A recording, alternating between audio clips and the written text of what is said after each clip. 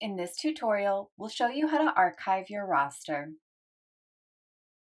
If you are a returning EPIC educator, you can easily archive your old class to get ready for the new school year.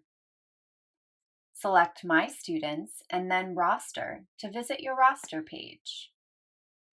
Click Archive Class to clear your roster and get a different class code for the new school year.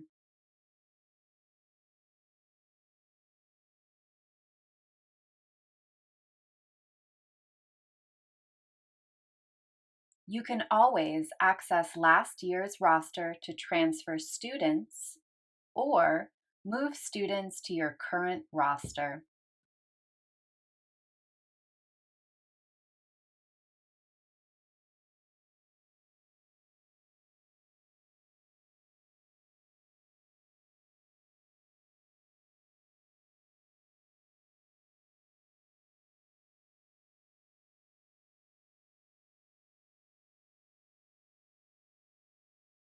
You can also access and share last year's assignments with your students by clicking on Assignments and selecting Archived Assignments from the drop-down menu.